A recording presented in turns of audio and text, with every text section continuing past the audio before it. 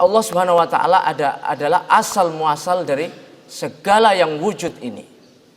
Sehingga wujud yang ada ini tidak akan pernah wujud kecuali dengan wujudnya Allah. Dan wujud yang ada ini tidak akan pernah wujud kecuali ada wujudnya Allah. Dan wujud yang ada ini wujud karena wujudnya Allah.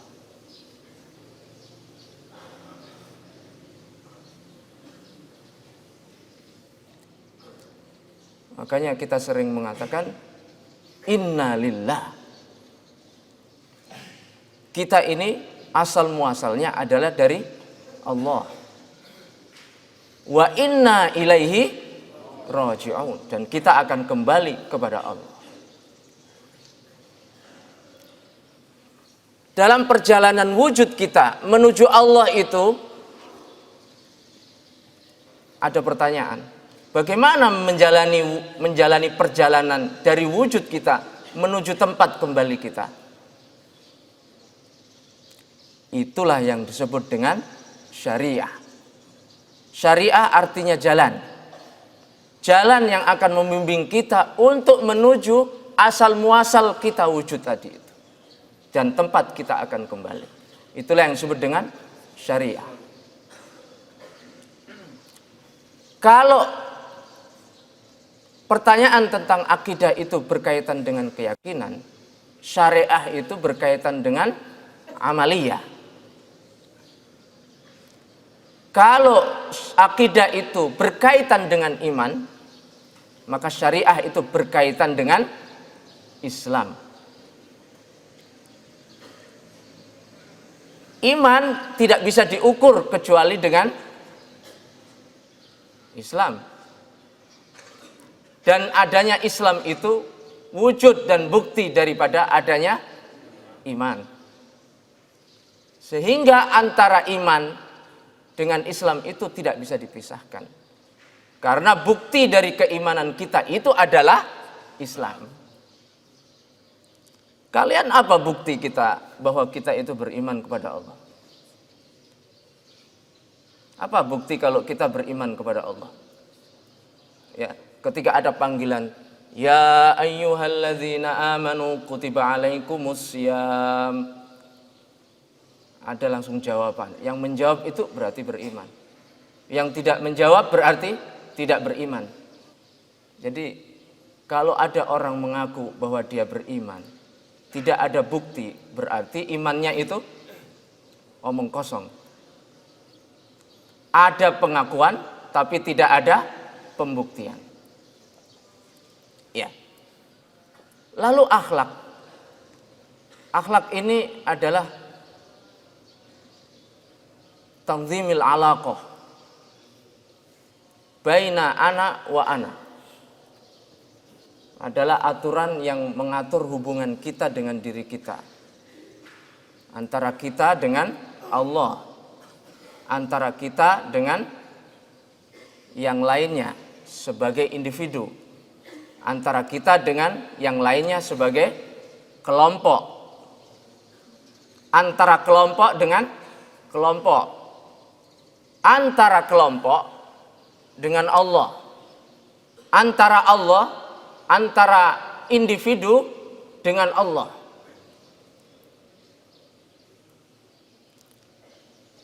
Makanya ada akhlak dengan diri sendiri. Ada akhlak dengan Allah. Ada akhlak ma'allah. Ada akhlak ma'anafsik. Seperti kalau kita disuruh oleh Allah Subhanahu wa taala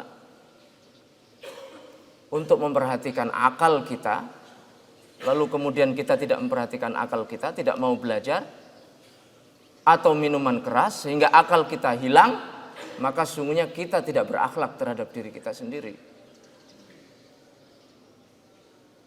Ada akhlak kita sesama orang, sesama yang lain.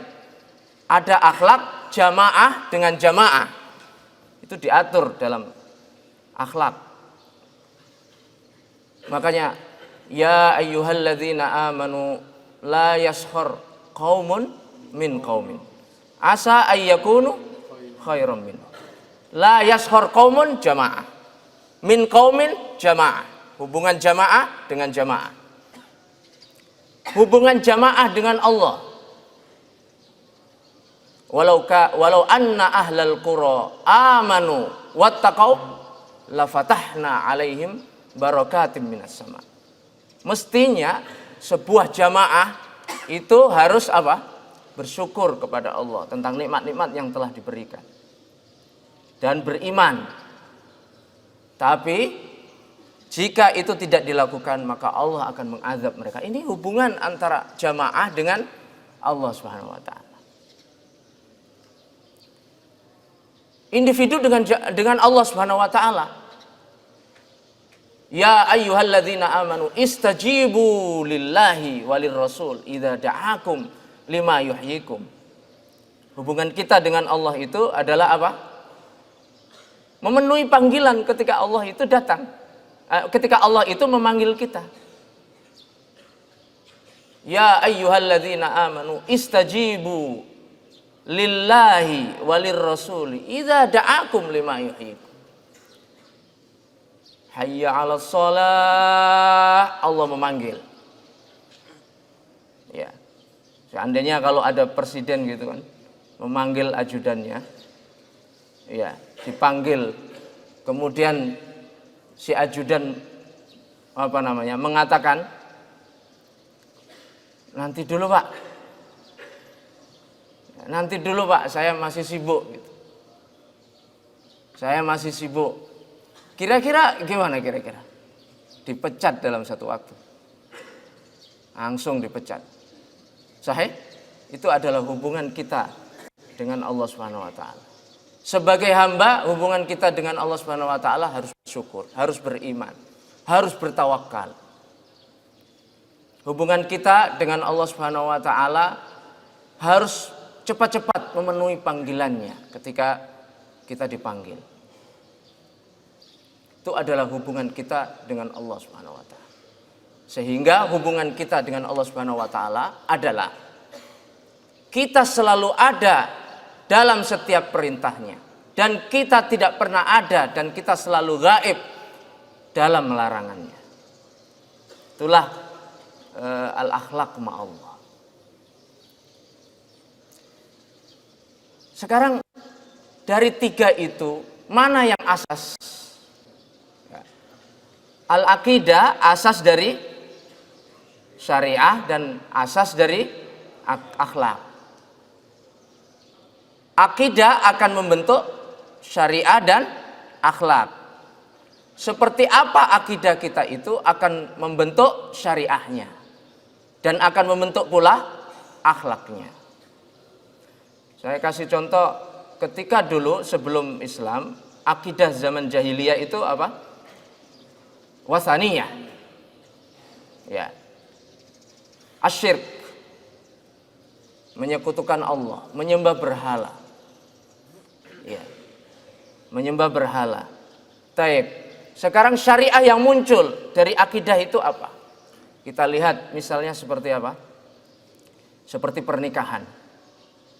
Ya, seperti pernikahan. Pernikahan di zaman jahiliyah itu ada 4 macam, kata Sayyidah Aisyah. Yang pertama, seorang laki-laki datang kepada seorang perempuan, ada walinya, membawa mahar, kemudian memintanya dan kemudian dinikahkan. Itu seperti yang terjadi sekarang. Itu yang pertama, dan kemudian dilestarikan oleh Islam. Diteruskan oleh syariat Islam. Yang kedua, kata Sayyidah Aisyah, seorang suami istri yang menginginkan anak yang jenius, yang hebat, yang pinter, yang berbadan tegap, yang ganteng, itu dengan cara apa? Istrinya tidak digauli sampai bersih. Kemudian dikirimlah istrinya itu ke seseorang yang dianggapnya orang hebat itu. Sampai kemudian hamil. Kemudian ditarik kembali. Dan tidak digauli sampai kemudian lahir. Dan itu biasa di sana saat itu. Yang ketiga, pernikahan saat itu adalah seorang perempuan memiliki suami lebih dari satu, tapi jumlahnya terbatas. Bisa 2, bisa 3, bisa 4, bisa 5, bisa 10, tapi terbatas. Ya, nanti kalau dia sudah hamil, kemudian melahirkan, dipanggil itu al-kahin, ya, kahin, ya, dukun. Ya, kemudian apa? Dukun ini menerawang, kemudian mengatakan, anak ini adalah bapaknya, adalah kamu yang suami yang terbatas tadi. Dan yang ditunjuk itu nggak boleh menolak. Kalau itu bapaknya. Dan yang terakhir itu adalah seorang perempuan yang boleh masuk ke rumahnya dan berhubungan dengan dia itu siapa saja dari laki-laki. Di depan rumahnya itu ada tanda, ya, ada tanda, yaitu tandanya itu apa? Tiang bendera begitu. Jadi kalau di depan rumahnya ada tiang bendera, berarti itu ada orang laki-laki dalam rumahnya, nggak boleh masuk yang lain. Dan kalau nggak ada tiang bendera, berarti kosong, siapa saja boleh masuk. Itu. Jadi kalau mau masuk lihat dulu, oh ada bendera, oh mas, ada bendera, waduh ada bendera nggak masuk. Gitu. Kalau nggak ada bendera, wah nggak ada bendera, masuk mereka. Akhirnya kalau hamil, melahirkan, itu orang yang pernah berhubungan dengan dia itu dipanggil dan datang di situ kahin, kemudian kahin juga menentukan. Ini sesuai dengan penerawongan saya, maka yang menjadi bapak daripada anak ini adalah fulan ini. Dan kalau yang ditunjuk itu nggak boleh menolak dia. Ya, 4 macam ini syariah muncul karena akidah. Akidahnya yaitu akidah wasaniyah tadi. Sehingga kemudian akhlaknya juga muncul. Muncul dari apa? Muncul akibat dari adanya akidah yang wasaniyah tadi itu. Ya, salah satu akhlak mereka adalah apa? Wa'dul banat. Itu biasa di sana itu. Wa idza busyira ahaduhum bil untha dhalla wajhuhum muswaddan wa huwa kadhib. Kalau mereka punya anak perempuan itu merasa hina. Dan itu apa? Akhirnya mereka, anak-anak perempuan itu banyak yang dikubur.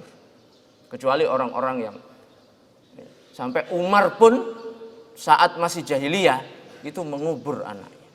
Dan ketika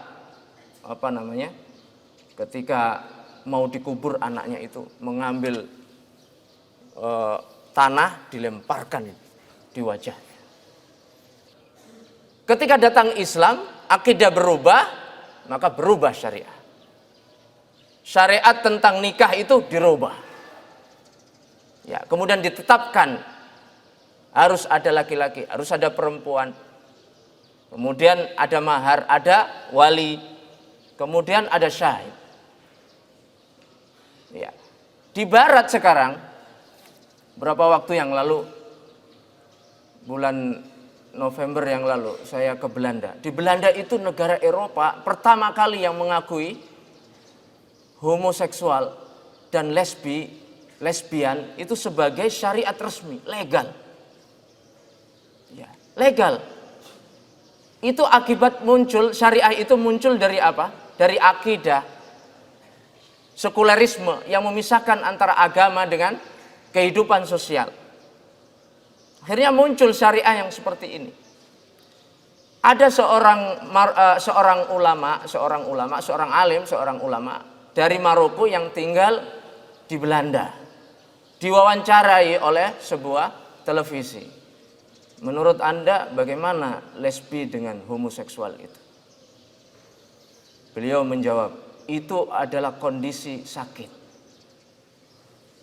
Besoknya dia dipanggil dan diajukan ke mahkamah. Dan dia diadili, disidang, kalah, kemudian harus membayar denda dan dikeluarkan dari Belanda. Resmi. Jadi syariat yang legal tentang homoseksual dan lesbi itu muncul akibat apa? Akidah sekularisme. Nah, jadi begitu akidah berubah, itu semuanya akan berubah. Akidahlah yang memberikan warna terhadap diri kita itu. Maka hati-hati tentang akidah ini. Ya. Nah, tapi kemudian dari ketiga itu, baik akidah, akhlak, tujuan dari akidah dan akhlak itu adalah tujuan daripada akidah dan syariah itu untuk menghasilkan akhlak. Ya, untuk menghasilkan akhlak. Akidah juga Ustaz, iya akidah juga harus menghasilkan akhlak. Jika akidah tidak menghasilkan akhlak, maka sesungguhnya itu akidah yang tidak berarti. Ya, tidak berarti. Syariah tidak menghasilkan akhlak, kurang berarti. Makanya dalam hadis dikatakan apa? Man kana yu'minu billahi wal yaumil akhir fal yukrim dhaifahu. Man kana yu'minu billahi wal yaumil akhir. Ini masalah apa? Akidah. Fal yukrim dhaifahu, akhlak. Sahih? Man kana yu'minu billahi wal yaumil akhir falyaqul khairan aw liyasmut. Sahih? Itu apa? Akhlak. Iya. La imana, akhlak. Liman la amanata lahu. La imana, ini apa? Akidah, iman. Sahih? La imana, apa? Akidah atau iman. Sahih? Liman la amanata lahu. Apa ini? Akhlak. Berarti iman kita itu tidak ada artinya kalau tidak menghasilkan akhlak. Man kana yu'minu billahi wal yaumil akhir falyukrim jarahu. Ya. Falyukrim jarahu. Itu akhlak. Sehingga akidah itu tidak ada artinya kecuali apa? Menghasilkan akhlak. Syariat juga begitu. Salat tidak ada artinya kalau tidak menghasilkan akhlak. Inna sholata tanha anil fahsya'i wal munkar. Ya, sungguhnya salat itu apa? Mencegah. Kalau belum mencegah berarti la qimata li sholatina. Ya. Saum harus menghasilkan akhlak. Ya, harus menghasilkan akhlak. Apa? La'allakum tattaqun. Tattaqun itu penjabarannya itu berupa akhlak. Misalnya kalau kita ambil ayat, ya, Rabbikum wa jannatin arduhas samawat wal ard uiddat lil muttaqin. Siapa? Alladzina yunfiquna fis sarra wad dharra. Sahih? Itu apa? Alladzina yunfiquna fis sarra wad dharra. Itu apa? Akhlak. Jadi dermawan. Jadi kalau puasa tidak menghasilkan akhlak dermawan, maka la qimata li akhlaqi. Alladzina yunfiquna fis sarra'i wad dharra wal kadhiminal ghaidha. Kadhiminal ghaidha apa? Pengendalian nafsu. Ya, pengendalian emosi. Ya, wal kadhiminal ghaidha. Innamas sadidu laisas sadidu bil surah. Innamas sadidu may yamlik nafsahu indal ghadabi. Ya. Jadi kalau sebelum puasa itu emosional, setelah puasa harus tidak emosional. Jadi remnya itu pakem. Mau marah begitu, cit. Jadi kalau rem kita tentang emosi itu tidak lebih pakem setelah Ramadan, itu berarti gagal Ramadan kita itu. Ya. Dzabah la yanalallahu luhumuha wala dima'uha walakin yanaluhu taqwa minkum. Jadi yang diterima oleh Allah itu bukan dima'uha, luhumuha, bukan dagingnya. Dan bukan pula apa? Darahnya.